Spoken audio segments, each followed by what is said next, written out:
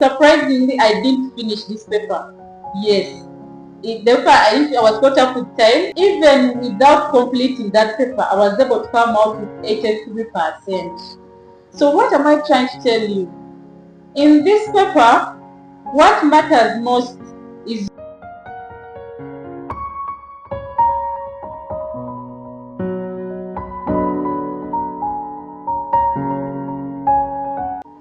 Hello, welcome back to my channel. I'm Javis at Pura Birunji. I have been getting so many questions or so many calls, people sending me messages asking me, Javis, how did you do it? Give me some guidance on how you were able to pass that highly. What can I do when I get to the examination? So basically, I'm going to cover you in this video. First of all, CPA Paper 18 does not have a syllabus. It doesn't have that you have to read from this part to this part. No. It is a paper that usually checks your understanding of concept right from paper 1 to paper 17. So in other words, you must have understood all the concepts. Yes, understood from the paper 1 out to paper 17. I'm going to take you through my own personal ways how I did this, how I approached this paper. Yeah, there's something that will work for you, and maybe there are those that might not work for you. So mainly concentrate on what can work for you. But this is how I did it. The first and foremost, was I attended lectures. I got a tutor. Personally, I started with CPA Jack Webaza pilot. I attended with him the lectures. I would attend both physical and online. And he always told us, try to type 1 or 2 numbers per day. And the reason why he told us that, this paper is a computer-based exam, meaning you must have typing skills, computer skills, your speed must be fast, you must be able to think as you type. So by trying on typing these 2 to 3 numbers a day, I was able to check my grammar and how to present my work. I clearly knew I can't present the same grammar or the same word he has given to us, but I can present in my own words and mean the same thing. So through that practice, I was able to I always share with him my attempted questions, and he would always check and correct me. He would give me feedback that improve here and there. And then the case analysis. With this paper, it is a paper that has so many wording. And personally, I was the type who hated wording. And here I was. I had no shortcut. I had to get to understand how to analyze that case study. I learned that you can read a paragraph as you highlight, as you put your bullets on the side. That's how he took us through, and that's how I was able to do it. After learning all that, doing all the typing, which I know by now most of you have done, because you have 2 weeks to the paper, I know most of you are waiting now to know what can I do. What I did from the day when we got the case analysis, this is now on I'm talking about now the final exam. We received our case study a day before. I printed it out and then read through each and every word in that case study, analyzing each and every sentence. Any word that seemed unfamiliar, I went and did research about it. Every paragraph that seemed like a tickle, that hey, that the following day might ask about this, I went ahead to look for answers. So in other words, as I was reading through the case, I was predicting questions that could be asked the following day. And I didn't only predict, I went ahead to look for answers to those predictions. Yeah, I didn't underestimate anything. Yeah, the examiner can emerge from any point. So anything that I thought of, that whenever I was reading, like, hey, the examiner might ask about this, I would not leave it hanging. I went and read about it so that I was equipped with knowledge before the examination day. So the following day, we went in for the exam. I reached the venue early. When I reached early, it was to help me manage that tension.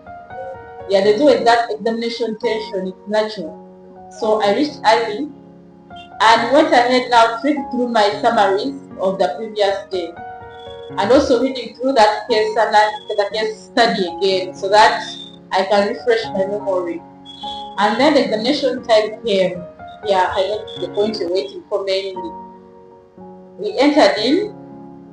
In the first 30 minutes, I did not touch my computer. I had my question paper, and luckily enough, the questions that I had predicted the day before were the ones that were there. And then I was able, and I got my pen and started writing answers, like those notes, keynotes you write. I wrote some keynotes to remind me when I start typing, if I see this word, I'll be able to remember what I can type. And in those 30 minutes, I was able to see which particular question I have much content about, which particular question I am a bit shallow in content about. So in that way, I was able to tell which question should I start with. When you want to start these questions, I would advise you start with the parts that you have more content. When you start with those ones, you're able to pour out all that information, write the many answers, yes. And then once that you don't know, it's not a crime anyway. You can always answer the few or even leave. So what I did, after the 30 minutes, I started now answering. I started with the forwarding communication. I typed it and saved it separately. I definitely had opened my folder. As they have taken it, opened my folder. I saved in my the forwarding communication. I opened a fresh Word document and started now typing in my report. Our report was expected to be a draft report, and you won't believe, when I was starting to type, I had to put in that watermark of the draft. Surprisingly, I thought it would have been start from the watermark. It's not because I didn't know, but it was due to panic. So I realized that slight thing can easily switch me off. So I calmed myself down. Told myself, Janice, calm down, type other things, you'll get back to this. So as I was typing other things, I was able to spot where inserting the watermark. And then it is so surprising that in the examination room, you can easily fail to see even the thing that you have always been seeing on your computer. It's because of panic. So you just have to calm down and continue concentrating on other parts. You will get back to it, you'll be able to see it. And the thing that I did in the report was to collect the obvious marks first. There are those marks that are obvious. Collect them first. As the tutor always told us, the title page, put it so well, collect those marks, the disclaimers, the table of content, all that, those first sections that are obvious, that must be in a report. Collect those ones. And so my table of content, personally, I typed it manually. Why I typed it manually is because I realized as I was practicing before, the automatic table of content gave me hard time, in a way that when I used it to disorganize my work. So I decided even before coming to the examination room that I will not use the automatic table of content, but I will type it manually. But also typing it manually helped me in a way that when I typed it manually, I copied that and pasted on another fresh page, because of course that the table of content is the one my information is going to flow. So I copied it and then left spaces, started inserting spaces. Then I came now to answering, starting the executive summary. That executive summary is the part that usually gives a bit much headache, but the way I approached it was, every part that I was answering, I would come copy and paste into my executive summary. I didn't wait to first finish the entire paper, or I didn't start with the executive summary mainly. I approached to know that I did it alongside with answering. Whatever I would finish, I would come and paste. I didn't mind the part that I didn't know. I would leave the space in the executive summary and paste to show the examiner that yes, there is that space, which is an indication that I'm expecting to come and insert there something. But I didn't mind if time caught up with me. I wouldn't mind if I left that space, but at least I would have put in the part that I had answered. What I did again was my calculation. I did them last. Why I did them last? It was because as I was practicing, I realized when I start with these calculations, the Excel part, it takes more time. It will consume more time. And in any way, I wouldn't be sure whether even what I'm calculating is correct or not.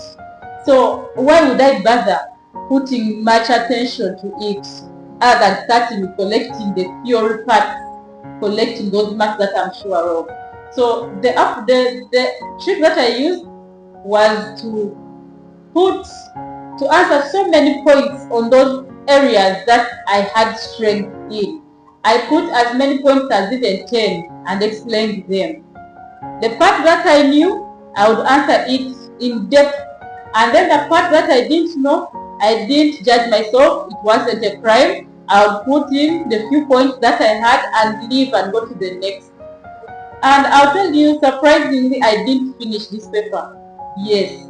The paper, I was caught up with time. I finished the calculations last. When we were left with 30 minutes to the end of the paper, that's when I opened Excel and started the financial analysis. So what I did was to copy and paste into my appendix. I explained, I know my financial was so shallow, my explanation was a bit shallow, but I explained it, talk about those different, the profitability, the liquidity, the solvency. I talked lightly about them and put in the ratios that I had calculated, and I was caught up with time. I saved my work, and surprisingly, even without completing that paper, I was able to come out with 83%. So what am I trying to tell you? In this paper, what matters most is your presentation of work, how you explain your work. It's not all about finishing everything. Yes, if you're able to finish, that is the best of the best. But in most cases, even from other people I interacted with, it is a bit hard to finish all those questions and read it through to check your grammar. So the best thing is to always approach where you find your great strength, put in so many points there, explain them, and conclude. Then the other thing that I did, the other trick was, in the collection of I was collecting the obvious marks, I put in my recommendations and my conclusion, even if I finished the entire report. Why did I do that? It's because as I was reading through the case study the day before, I was able to see what I can recommend to that company. I was able to understand, I had understood the problems they were facing, and I could recommend, and I could conclude. Even you come with your conclusion, even with your recommendation to the examination. So I put them even before I finished the report. So my advice to you is that collect the obvious marks, put in much time in where you find your strength, and then don't crucify yourself for not finishing. Just do the right thing and you'll be able to pass. The paper is passable, and I wish you the best success in your exam. Thank you.